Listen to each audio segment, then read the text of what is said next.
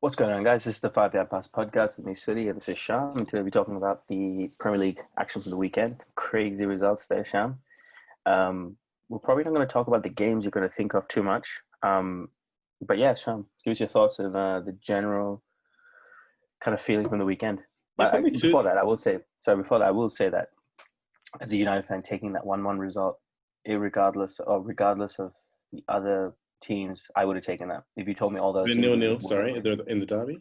Yeah, if you told me 0-0 and everyone else was going to draw and lose and whatnot, everyone else is going to draw, I would have taken that. So, yeah, as a United fan, it was a good weekend. Even better that Spurs dropped points. Even better that Liverpool dropped points against quite small teams compared to the result. So anyway, sorry. Go on. What do you think of the weekend? Yeah, interesting for two things. One, all the big teams dropped points. So Liverpool, Tottenham, United and City all drew. Chelsea lost. It was the smaller teams that had wins and jammed themselves up into the top half of the table. The teams in 8, 9, and 10 are City, United, and Villa, and they've all got games in hand, so they could go and rattle the top 5 or 6 as well. I think Villa go third if they win all their games in hand. So it's quite interesting, even though they're 10th at the moment. So there's a lot to play for. Second thing is that we were talking at the beginning of the season about massive numbers of goals. I think it was 40-odd goals scored in 10 games. I think 4 games this week had 3 goals, and the rest all had less than 3. And it was still quite an enthralling weekend of games, a lot of upsets and crazy results. And it's just, we were talking last week about the top 6 starting to pull away, or the top 5 starting to pull away. Now it's just all jammed up again. Shows how tight it is. I mean, realistically, just from a points perspective, just looking at the table there, as low as Wolves, 13th, can be vying for the top 4. As low as 8th, can be vying for the top position, with City and United having the game in hand. Even if City don't win the game in hand, United don't, that's 3 points off top place, hypothetically always. Of course. So, man, this is nuts. Villa as well have 2 games in hand, so that's 24 points. They go above United and City. Villa are playing City in one of those games in hand, but still, it's pretty like a whole bunch of things could happen with that. Yeah, and games in hand, it's insane. And United had the mighty Burnley, which we'll get to in a second. So we'll start off with the United game. I thought it was quite boring. I think we both said we're not going to touch too much on this, but who do you think? I had a drink of water, and I thought it was more exciting than the game. Like some people were saying it looked like a preseason friendly. It was very tepid. Preseason friendly indeed, man. Like who do you think generally won the game? If you it seems you picked De Bruyne to be a big game player. I thought De Bruyne would be the difference between the two teams, and he was kind of. He had 2 chances to score that he didn't take, and if he got one of those chances, they would have he'd have been the hero, and they would have won 1-0 and all of that. So I did say the game sort of hung on him a bit, so somehow got that one right. But I think City seemed to make better chances. United didn't really seem to have too many better quality chances. So in that sense, I think it leaned to City a bit, but not by much. I think the word preseason friendly is probably apt. If you were a fan, if there's fans in that stadium, the fans would have been absolutely upset, absolutely frustrated at the way that game played out. And just look at the match summary there. The descriptive stats. Poor at finishing. Attack. Both teams attacked on the right side. I just wanted to pick up one thing in terms of the stats. Is this particular thing here? So I've been playing with this a lot. I think it's quite a nice addition. So you see that Raheem Sterling there. I thought Wan-Bissaka had a great game, and I think of those 6 dispossessions, Wan-Bissaka probably at 5. My thing with City they just seemed a bit clueless. They may seem more clueless against a United team that can be quite disciplined, can be quite fit till the very end. As we said, you felt even towards the end, United could have scored a goal. But the criticism I give United there was they just seemed a bit scared to lose the point. Well, I did say it's a nervous, tentative game, and it did turn out to be that way. I think both teams didn't want to lose. It was one of those games because you'd go 3 points behind your rivals, and you'd be slipping a bit more towards mid-table as opposed to up the top. United seemed, with that fitness, United seem to, it's a mental thing like we spoke about last week. Their concentration in early parts of the game seems to struggle. But like you said, City were not particularly switched on at the beginning. It didn't take advantage of that. And United do tend to run out games quite well. So that was kind of the way that the game went as an overall kind of summation of it, I suppose. And credit to United.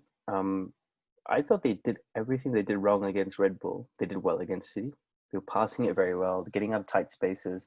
McTominay I thought he was man of the match. I thought he was mega dispossessing many players many times, kind of getting to the kind of guts of things. He does remind me of he reminds me of the kind of work rate of Fletcher and like a little bit of sprinkle of Keane. You're never going to be full Keane. Never go full Keane. No one should. Only Roy Keane is Roy Keane.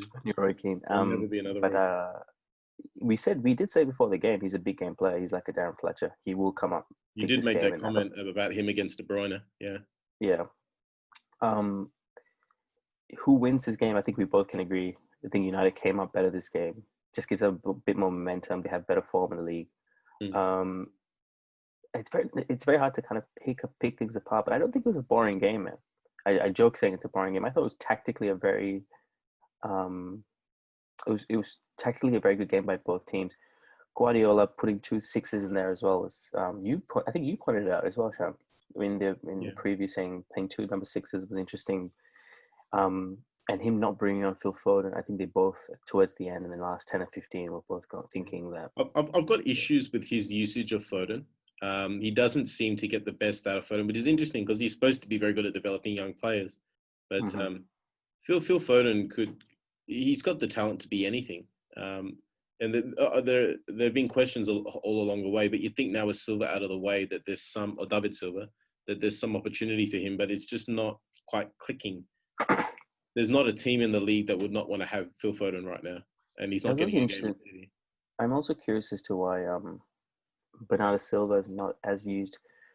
Not just against United. I don't think he was the right player to use against United because he's just a touch slower, and United do have quite a good press. They built up quite a good press. I mean, I never thought I'd say this, but I wonder how Bernardo Silva can fit into that team as well. He just doesn't seem to trust anyone who's not David Silva at the minute. It's a lot of rotation going through that midfield. He fell back on Fernandinho, who did quite well. Now, the thing I wanted to speak before we get on to the next game was towards the end, after the game, Maguire and Stones kind of hugged and had a little kiss, I think, as well. Roy Keane took issue with that. Do you take issue with that? No, they didn't kiss, no. But they embraced, and it was a very, Roy Keane obviously had his criticism saying, you just came off of 0-0 derby. You're going to hug a City player. Do you take issue with that? Yes and no. When I played here in Perth, I played for my league team, and then I played for my team in the league, and then the league had a representative side, so I was in that team. Mm-hmm. And there was one time I made a joke to a player on the opposite team that was in that state team as well. And after the game, someone came up and made a comment, I don't like seeing that, So I tended to not do anything after the game. If it was, if I saw them after the game, I'd give them, a handshake and have a chat in the pub or whatever after the game. But during the game, I would sort of keep any sort of those demonstrations down. It's very visible. Anything you do gets overanalyzed in the Premier League. Perhaps if they wanted to have that chat, they'd probably do it in the tunnel as opposed to on the pitch. I don't have a major issue with it. But Roy Keane being Roy Keane, I can see why he had an issue with it. Yeah, right. And just to finish off there, Pogba came out of the game with an Instagram post, not denying anything that was said during the week, but kind of, I guess, throwing water over it a little bit. Do you think he played well? I don't think he stood out. I thought he did a workman job, did what he had to do, and you got to admire that for someone. They came out with a diamond. He played left of a diamond, did quite well for what he's meant to do. That position's probably the best position for him. Not so much in the diamond, but just playing left side of a midfield 3, regardless of whether there's 2 strikers and a 10 or 2 wingers and a striker. That left side of a midfield 3 seems to suit him. It was where he did his best work at Juventus. I don't think he stood out. There's obviously a lot of attention. It was interesting seeing, I saw an interview with, I forget the channel, but it was Lineker interviewing Scholes, Hargreaves and Ferdinand about Pogba. This was right before the Leipzig game, so it was right there and then. And it was interesting that those 3 guys who all know Pogba personally were saying, he's a nice guy, but the agents led him astray and that sort of thing. I'm not so sure. I don't think you can give Paul Pogba the benefit of the doubt that the agent's doing it without Pogba. It's just happened too many times. And I think that, he didn't stand out, and he's paid to stand out.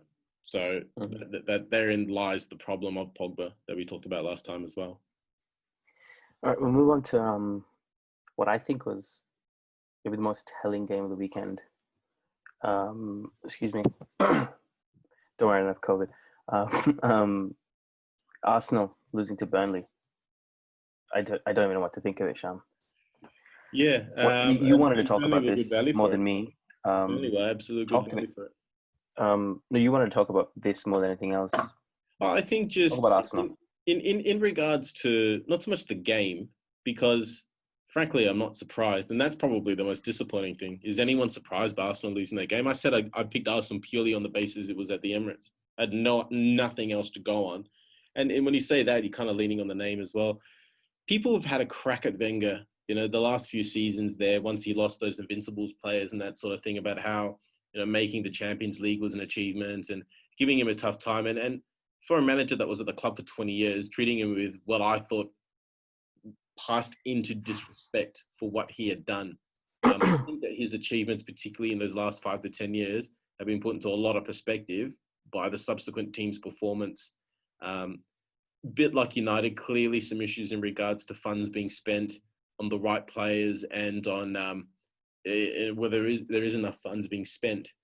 It's funny to see a team with a 60,000 seater stadium, and Arsenal rely a lot on match day revenue. I think they're the highest match day revenue in the league, so they rely a lot on that to build the club up, and they've been hit fairly hard by COVID.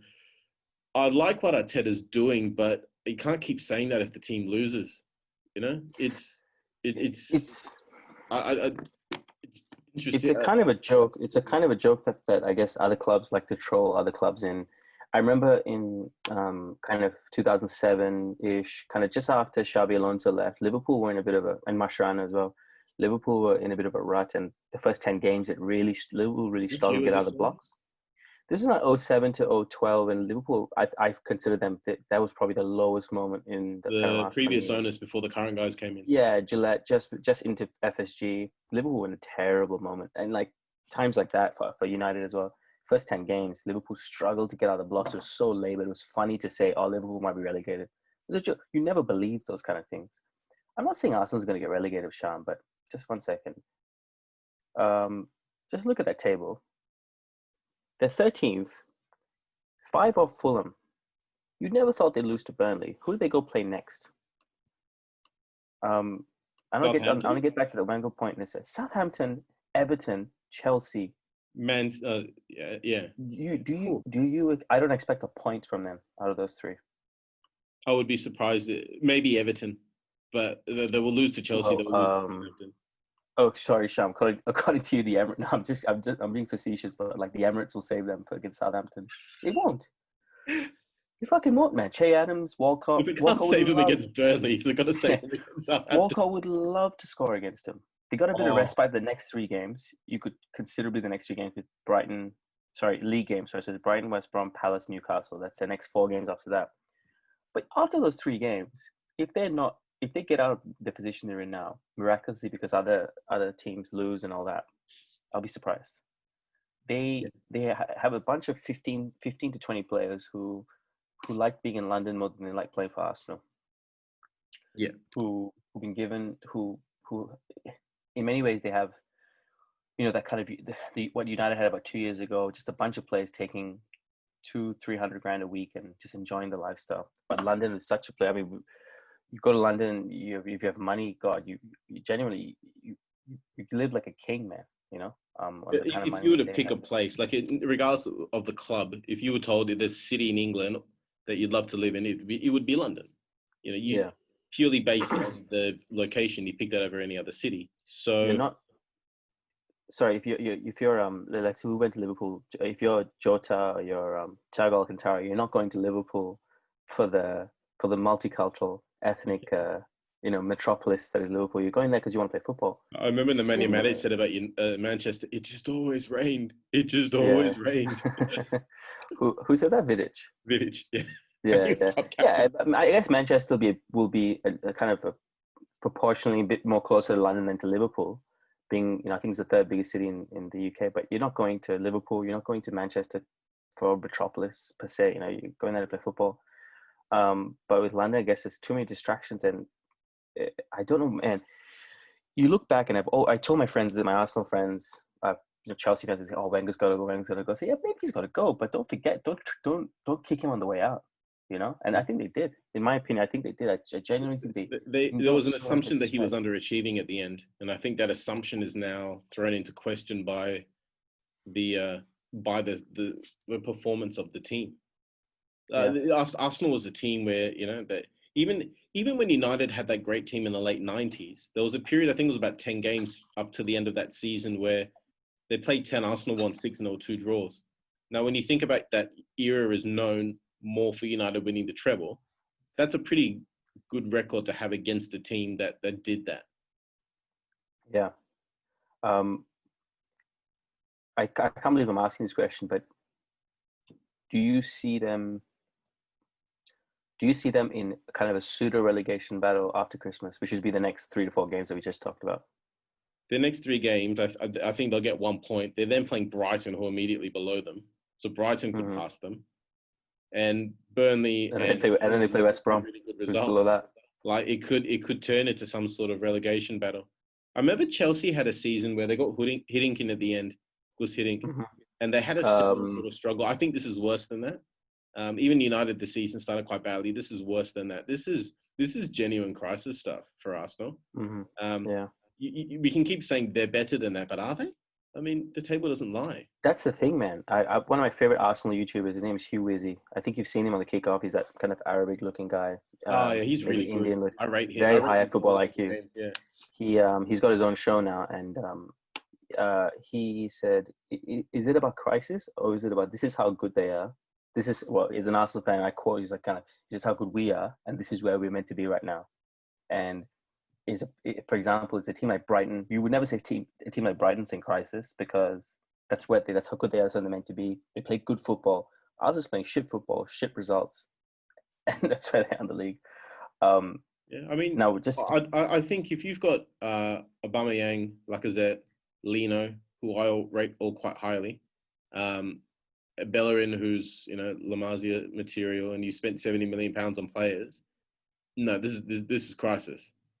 If that's my opinion. I get what he's saying, because the other players are a much lower level than you would expect. Like a Freddie Ljungberg would walk into this team. A Ray Parlour would walk into this team. Sorry, now or back then? No, they were fringe players in those great Arsenal teams. Yeah. They would just walk into this team. And that's a measure of how they've fallen. And I guess, again, before we go on, don't want to harp on this too long, but someone like Thomas Partey, who again could walk into any side that wants his position, not necessarily any team would want that kind of player, but he would walk into almost any team. So he's looking at himself going like, man, I play for a Simeone team that fought for each other. Very famously that wear these wolf masks. Have you heard of that thing when Simeone made him wear wolf mask and train? This is like back in a couple of years ago he started this. But Simeone, that kind of team where it's just run, press, tackle, score. We'll challenge Madrid. We don't give a fuck who we're playing. Granted, they lost on the weekend. It's interesting, man. It's so interesting to watch. I guess comparatively, you being a bit older than me, comparatively speaking, it's seeing Newcastle decline the way they did, or Leeds. When Newcastle won the league in '97, what was the year Keegan was? I love it. No, that season, was it 97, 98? Maybe 96, 97. Yeah. I kind of see the similarities there. Will they go down? It does remind me of Leeds now that you mention it. They went from 4th or 5th down to just surviving relegation in a season. It does remind me of that. And this is a worse fall, because the top 5 or 6 now are much further along than those teams. There's a bigger gap in terms of wage expenditure, transfer expenditure, and those sort of things. I mean, we'll wait and see, man. Wait and see. And we kind of always harp on the bigger team, but we got to say credit to Burnley. They fought hard, so that puts them doesn't put them much. Well, they got the point out of that. They're 9 points now, 11 games. They're out of the relegation zone. With Fulham getting the very unlucky draw, which I guess we get to next then. Fulham, Liverpool. I remember That I would have was, I been. was watching that before the game, and one of the commentators just said they're going to have to play the absolute best to even pray to get something out of this game. Like I've never seen a team written off by a pundit commentating on the game before the game started, and they went out there Who and said they that? just took. Hmm? Do you Sorry? know who said that? Who was it who said that? Oh, I'd have to look it up. It Okay. was yeah. Oh, it's the Australian pundits, is it? No. The subscription I got's got the English commentators. I just Right. Yeah. wasn't really paying attention because it Yeah. was Yeah. not Yeah, in right. the studio. It was on the ground. So I just Oh, right. Okay, I thought you meant the studio. Anyway, go on. So, yeah. yeah. And they went out there. They just tore it up. The first 45 minutes, they absolutely tore Liverpool to shreds. Alisson made big saves. The chances perhaps fell to the wrong players, but that goal. Oh my God, that was such a good goal that they scored. They It's every really time. played really, really well. And Liverpool didn't have an answer. I'll get that game up, but my thing of firstly, I do think it was an off day for Liverpool. Oh yeah. I That's think the hardly injuries have expected just kind of performance. You could see the verve of Fulham got into Liverpool early, and they were just rattled. yeah. A lot of More teams, back a lot of teams, you can put United in that category potentially a little bit defeated before they play Liverpool, and you get the occasional team that kind of just so up for it. They're so kind of hyped up, and the thing that I can point to is fans being there, man. Oh The yeah, Fulham did you fans see being the there. fans go up and go watch the fans when Fulham scored that goal? Yeah, no, I watched. It I was mean, like just I know that I you watched in. expect it, but to Yeah, see it because fans are coming back in, it was really something to behold. So one of the pundits had made a comment about Liverpool's away form in the league not being particularly great this season. I'd like yeah. to work on that, but I'd like to see See the Liverpool the 16th there. 16th on the Sorry, 16th. yeah. So they've drawn the last 4 games. Shocking form, man. Arsenal have better form. Yeah, don't insult Liverpool like that. I But think United have the best form. Yeah, United have the best. Oh, we haven't even I lost. think Haven't United lost. have like the best away form of any team in the history of whatever. And it's interesting to Yeah. see Leicester, another counter-attacking side, up there as well. Mm-hmm. But yeah, Liverpool just their inability to win away from home. They're not losing. They're just Yeah. not getting enough goals to really take on those teams. And I thought that penalty was soft. If it was last season or the season before, you'd be absolutely furious at that being given a penalty. This season, I understand because the rules seem to be really rock hard and tight. And so you Yeah. get it, but it didn't feel right. You know, it's a wall and you're sort of just going back and it just happened that way. But it Yeah. felt Look, soft and it felt just undeserved. just based on oh, this is the Arsenal game. Excuse me. Just based on the way the handball rules have gone this season, it's very hard to disagree with that. But I do think 1-1 was a fair result. It was just shit to see that Liverpool only turned up really for the last 20 minutes. And when they turned up, to be fair to them, they looked like you're going to score. Yeah, Just they looking look at the like the team there, Liverpool though, Sham. that we know of. Yeah. Just looking at the team, I'd say that's okay. You can take out Fabinho. You take Fabinho, you put him here, and then you have Van Dijk. That's a first team. That's a first 11, man. I think Liverpool are nearly back to full strength 11, maybe 13 players. I have to go see who was on the bench there. Naby Keita, Oxlade-Chamberlain. So fairly strong, let's say 12, 13 players with a few kind of sprinkled in players. So I got to say, man, Fulham, they're not going to play like this every week. This is what kind of relegation battle teams do. They go and take the points off the Spurs, take the points off the United kind of teams, and then they go play Burnley. They could play Burnley next week and they might lose, and you wouldn't be surprised. But just a few shout outs. I thought Lookman Caballero played very well. I don't fancy them, even though Sorry, who was scored? Caballero the one who missed the chances or the one who scored the goal? The one who missed the chance. I was going to get the easy view Cordova of was the the one who goal. scorred, wasn't it? Bobby Oh, Reed Bobby Reed. scored. Oh, sorry. Yeah. I got that wrong. Reed 1 is second. He's the right winger there. yeah, Caballero and Cordova Lookman. Reed. Yeah, They're not. sorry. I don't fancy them for goals, but what they do is they just kind of tire people out. It's like having a better version of Dan James there. They're always pressing, they're always pressing, they're always pressing. Someone else is going to get the goal. Loftus-Cheek pulled the strings very well. And overall, and Areola, love the name. The keeper Areola, great game. Yeah, he had a great game. He was my man of the match. I mean, there were many in that Fulham side. Excuse me. They looked so good. And then Klopp after the game said, "Fulham are a good-looking side, like their manager Scott Parker." he's a good-looking man, isn't he, Scott Parker? Very He's emotional. got a Very emotional. Like he always looks like he's about to cry. Like he wears He it does a on very his sleeve. intense face. People forget, man. Scott Parker was a good Premier League player. I think he won 2 league titles. He was Played with Spurs. Played with West Ham. He won the Football Writers Association award 4 or 5 years ago with West Ham. Like, he's no he was joke, man. very he was one of the first Abramovich signings, if I remember correctly. I don't think so, Sham. I don't. I thought that as well. Let's look it up, He actually. did play for Chelsea, and he was considered a part of that.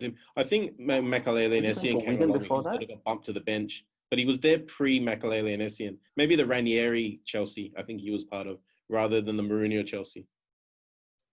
Oh, he was at Charlton Athletic. That's right. Hmm.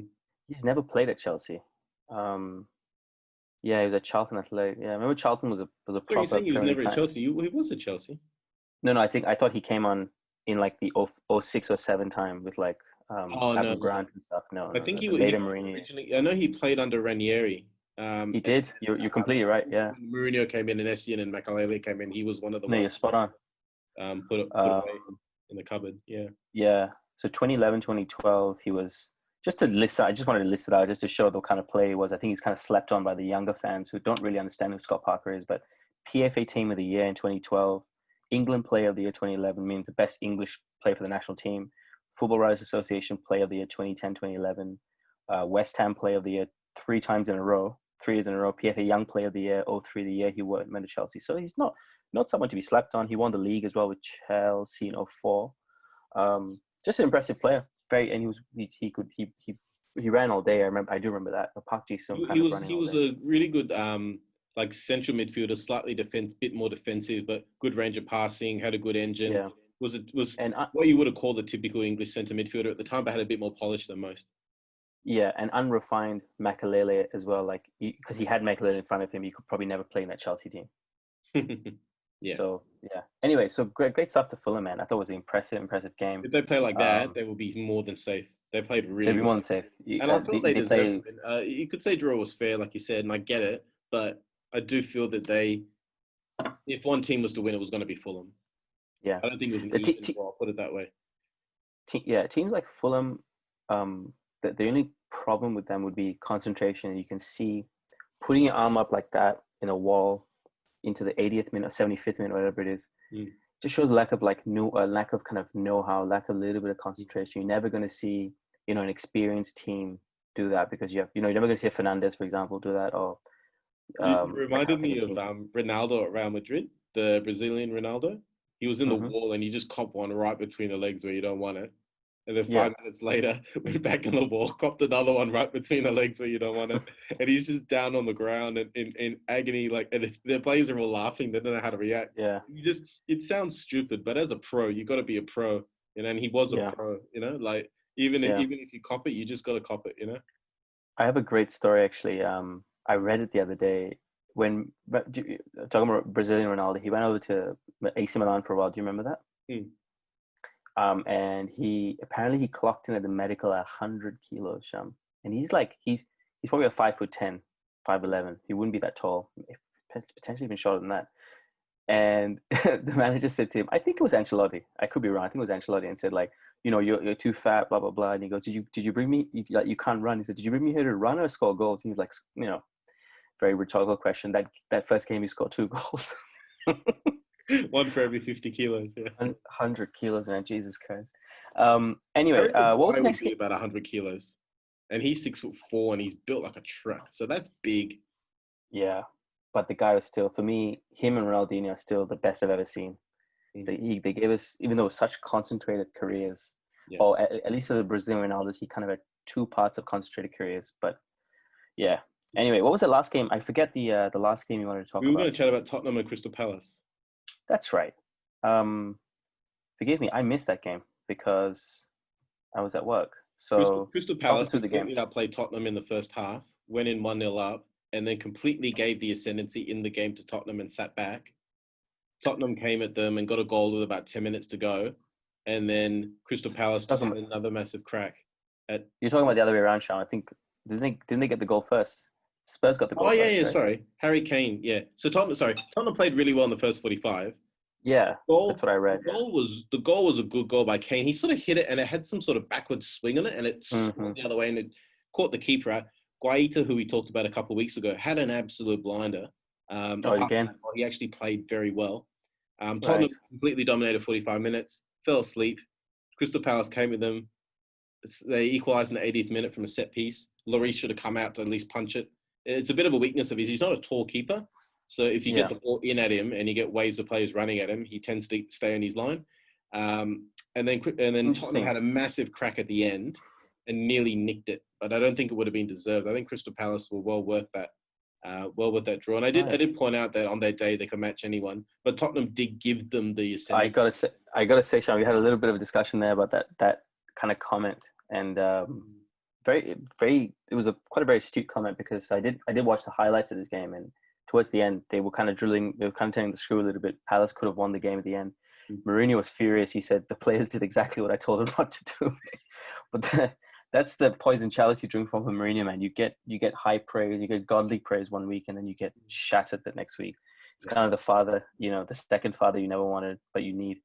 Any standout players for you? Well, Guaita, the keeper, was very good. It was hard with that goal. Like, it was a genuinely good shot that wrong-footed him, and you can see it. So you could point a finger at him, and it looked bad, but you get how it happened. Pulled out some great saves, particularly at the end. There was one where a player shot at goals, and Harry Kane's come in, like the ball. So the goals are here. The player shot like that, and Harry Kane's run in and headed it that way. So he's had to change direction and get low and palm it away. And then he made a save from a free kick. I thought that he was probably he was well worth a point for Crystal Palace. Just their ability with their wingers to just trouble teams, because teams now attack with their fullbacks. If you can find a way to just get into that space, which Crystal Palace have, they rely on their wingers for a lot of their creativity. So they use it quite well to just they can ruffle up teams a bit, as we've seen with the good result against Tottenham. They beat United on the first day. I don't think they'll do any better than where they are on the table, but some days where they've got the chance, and having the fans there again made such a difference for Crystal Palace. They were attacking in the second half to the end where the fans weren't. You could see it made a massive difference. When they scored, it looked like the ground was full. They zoomed in on the players, and then one of the supporters, jumps over the fence and sort of trying to get in on it as well. And it just felt like the stadium was full. And Selhurst Park's a bit like that. It's a bit of a chocolate box of a stadium. So it really had that atmosphere in it, which was great as well. And I suppose there were several good keepers on the weekend. Keepers made a big difference. De Gea actually had a decent game for United. I'm not going to say great game. But actually, good game. That's a fair point, Sean. He did have a good game. Had a good game for Crystal Palace. There was another one I was going to say as well. At Fulham's keeper against Liverpool. Alisson also had a good game for Liverpool. Mendy for Chelsea lost them the points. Made the first mistake I've seen him make. But the one really good keeper was Aston Villa's keeper, Martinez. Played really well and kept them in the game against Wolves, who should have won that game. And then they've nicked it at the end. So when you've got rounds that have low-scoring games, 4 games had 3 goals. The other ones all had 1, 2, or 0. Goalkeepers become much more important, and you could see the difference in what a good keeper and a not so good keeper can make in a game. Do you think there's much difference between keepers these days? Because I find a lot of keepers I kind of the non-trained. I think I don't see much difference in keepers these days. In that I think the level of keeping has gone up incredibly. I think that the skills at the feet, the distribution, like. If it's not distribution, someone's better at shot stopping. Like if you talk about Dean Henderson versus, let's say De Gea, I arguably say Dean Henderson's slightly better distribution versus De Gea's shot stopping. You can't argue De Gea's shot stopping. It's the one thing which he's very good at. Do you think that's the case? With keepers, for me, there's 4 things for keepers. So one is shot stopping. Second is crossing. Third is with the feet. Probably when I played, it was much less of an issue, which was great because I didn't really play a lot of football as a child, so I had to learn how to play with my feet while I was playing at a high level. And the last one is just that communication piece. So all keepers nowadays seem to be able to pull out those, what Stephen Housen calls wordly saves, those ones where you dive full stretch and you knock it around the post. The difference with most keepers, that there's a plateau in terms of their skills. De Gea probably stands out. Iker Casillas was one as well. But there's a high plateau for that. Crossing is very variable. Feet, the plateau has increased significantly over the last 10 years. I Yeah. think where keepers really can stand out those communication. I always felt as a keeper, if you were playing well, you never touch the ball because you're always rollicking your defenders. Watch that player there, watch that player there. Good keepers never touch the ball. A good example would be De Gea versus Leipzig. Both goals that Leipzig scored at the beginning of the game were from crosses to the far post. De Gea he should have had a word with Bissaka about the first one. He should have had a word with, I think it was Shaw for the second one. And just tell him, go mark that player. Bissaka's standing by himself and the player runs in from the left wing and scores. That's on Oh, you're talking about Angelina's goal. Yeah, that's right. I'm starting to remember it. Yeah. And the same thing happens with the second goal. So good goalkeepers who communicate. De Gea has often been accused of not communicating. That it's a non-issue. And you never get credit for that as a keeper. You never get credit for the lock-up. Only your teammates know and your manager knows. But fans don't pick it up because the volume's so loud in front of games. But that one aspect, that communication, that tends to separate keepers a lot. And at a club like United, that's where keepers only make one or two saves in the game because they've done all of that work. And people used to make fun of Peter Schmeichel, but as his career went on, he made less and less saves per game because he was tightening that defense up. Right. Whereas with the young defense, he was making a lot of saves. But when they got older and better, he was making much less because he made them better through just incessantly yelling at them and making sure they never stuffed up. Well, I'm just thinking of De Gea coming up through United in his first 2010 to 2013, first 3-4 years, how he had the best defense in the world, one of the best defenses ever. Yeah, just thinking about how times have probably changed for him and what he. Gary I wouldn't say Neville's he's a very used. good example. Gary Neville had terrible positioning as a youngster. He was the one where the offside line went up and Gary Neville was just standing there with his hand up calling for offside. He was often an accusation made about him, you know? Yeah. He always played everyone onside. He didn't quite have the positioning and he played very young. So you can't expect him to be a perfect footballer. But part of his development was not necessarily learning to run up and join David Beckham or Ronaldo on the right wing. It was about keeping position and keeping it tight. So someone like Ronaldo could just go and maraud and do whatever he wanted. If Ronaldo did not have Gary Neville behind him, he would have to pay a lot more attention to his position, and that would perhaps have diminished his impact as a player. Yeah, interesting. On that note, play of the round, Sham, a moment of the round, you know, that kind Moment of of the round. I just love Fulham's goal. When Fulham went in and you could see the fans go up, and I felt it was such a deserved goal. It's not. I'm not here to bash Liverpool. I thought that they were out of it until they got into it. It's good teams have an off day, and they had an off day. But just hearing before the game from the commentator, and I'll find out who it is, but he just basically said Fulham have no chance, and to see them go out there and then get that goal. It reminds you of why we follow football, you know? Yeah, and for me it was doubly sweet. Like I turned on the TV maybe about 3 minutes before that goal, and the beautiful thing about that goal was fans were there, and there was no VAR, and you knew there was not going to be VAR because it was clearly an onside goal. Yeah, and the whole thing, because these days, you know, in a scrappy goal, you just kind of like celebrate by your half a hand, and you know, is it going to be offside? No, I think it was a great moment for me. We didn't talk about this because there's just too many games to talk about. But I thought for me, I'll just go with Everton in general, putting the sword to what I think is the best team this season. What has been one of the best teams in the world this season for form. Sigurdsson's got a penalty, but Chelsea. I saw this tweet. You could have played that game for 4 hours. Chelsea wouldn't have scored a goal. That's how good Everton were in defense. They controlled the game. They seemed to get a bit of mojo back as well. Again, home fans were there, being in Everton. Yeah. So yeah, I'll give it to Ancelotti. You haven't talked about it. They deserve that. That wasn't a lucky 1-0. No, Villa had a lucky 1-0. Wolves, Everton did not. And I'd be very interested to see. You can't tell by looking at the game. I was talking about goalkeepers and their influence. Pickford's an England international. How much influence did he have over locking that defense up? I'd have been very, very interested to see that because he was so nervy early on in this. His injury to Van Dijk was purely because he was over anxious and overcompensated and ran into Van Dijk. I don't think there's any maliciousness in it. I don't want to go on the whole discussion about it, but he was clearly an anxious keeper, and he's just gone and kept a clean sheet to, like you said, probably the best team in the league this season.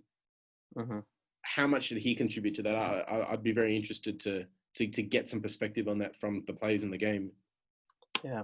Again with Chelsea, obviously, I just want to get this one up before we finish up here. Sorry, Sham. It was actually a game we should have talked about, but just in the interest of time.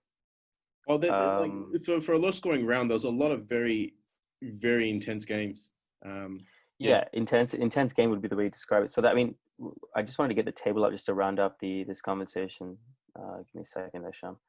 So just for me, it was Everton. For you was the whole Fulham goal was kind of your moment of the round. So just to finish up here, I mean, I hate to hop on, but from Villa, who were apparently high flying a few weeks ago, up to Tottenham, the top four's open, top spot's open. United have Sheffield next weekend, for example. That puts them straight into 22 points.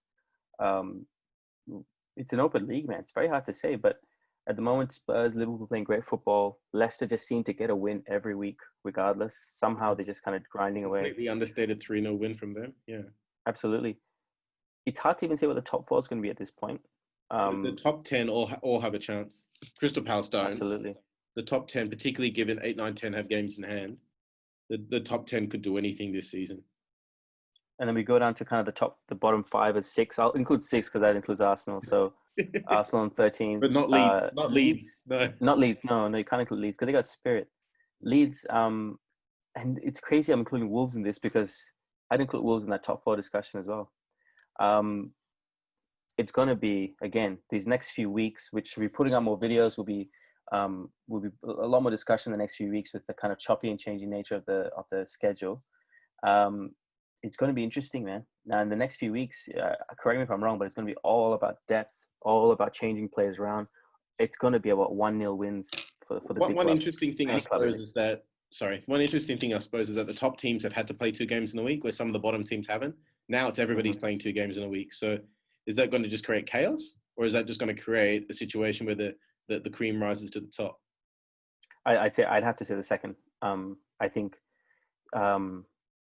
playing a PSG and then let's say Spurs, let's say Sheffield on the weekend for United would be they'd rather play Sheffield and then Burnley rather than PSG and then Sheffield. So for them, it's good. For me, I'll just kind of close out as a United fan. I'd like to see Pogba. He's gone. Like there's no way he's staying. United should go and try and get a fee for him. Arrange something by January. Sell him off by June. As in make the deals by January. Just make sure his wages covered. Take whatever you can in terms of a fee, but just cover his wages. Absolutely, and I think I'd like to see him just finish off with a bit of class. I'm not going to rule out the possibility that there is a chance we could challenge. We're probably not going to win. But I'd like to see Pogba just finish out and people kind of remembering him because I can rest assured I'm sure he's a nice person. I'm sure he's a good human being. He's a God-fearing man. We know that he's a very pious Muslim and all that kind of stuff. I don't think he means to be what its piece portrayed. I just want to see him kind of go out with a bit of class for his own sake. He's never going to go down in the top 50 or 100 United players ever, which is crazy to think someone of his talent will never do that. But it's just the way it is. Any closing thoughts there, Sham? I think you summed that up very well. All right. Absolute chaos in the next few weeks and looking forward to it. Looking forward to it indeed. All right, guys, we're the 5-Yard Pass. Please don't forget to like and subscribe if you like what we do. We're a growing channel and we'd love to hear what you think. My name is Suri. This is Sham. Keep football simple and as always, keep passing, guys. Cheers. Cheers.